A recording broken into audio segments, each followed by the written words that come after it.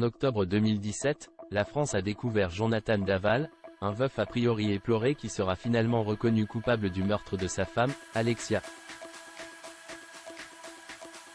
7 ans plus tard, l'affaire connaît un nouveau rebondissement avec la disparition énigmatique de scellés apposés sur l'ancien domicile du couple Daval.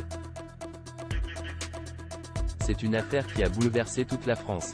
En octobre 2017, le corps calciné d'Alexia Daval est découvert dans une forêt, non loin de son domicile de Gré-la-Ville, en Haute-Saône. Après des semaines d'investigation, il est révélé que son assassin n'est autre que son mari, Jonathan, qui avait pourtant défilé lors d'une marche blanche aux côtés des parents d'Alexia, jouant parfaitement le rôle de veuf éploré. Jonathan Daval a été condamné à 25 ans de réclusion criminelle par la cour d'assises de la Haute-Saône pour le meurtre de son épouse. Depuis l'incarcération de l'ancien technicien informatique, des scellés avaient été apposés sur le domicile qu'il partageait avec Alexia, en interdisant l'accès. Cependant, le 24 mai dernier, les parents de Jonathan ont découvert que les scellés avaient purement et simplement disparu. Coïncidence ou non, le 24 mai correspond également à la date à laquelle Jonathan Daval a été relaxé dans l'affaire de dénonciation calomnieuse qu'il opposait à son ex-beau-frère Grégory Gay.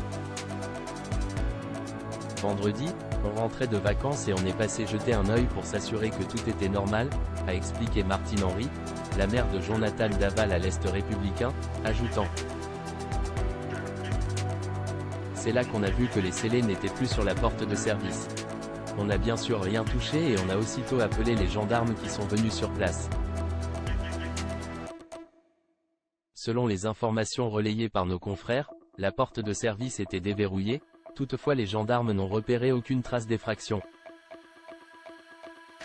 Le parquet de Haute-Saône a par ailleurs précisé que de nouveaux scellés ont été apposés sur la maison.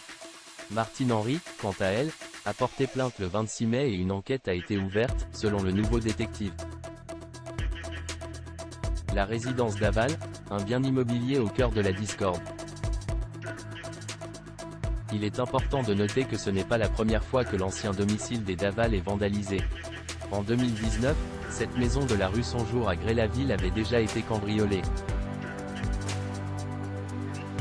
À l'époque, des traces d'effraction avaient été retrouvées et les scellés avaient déjà été brisés.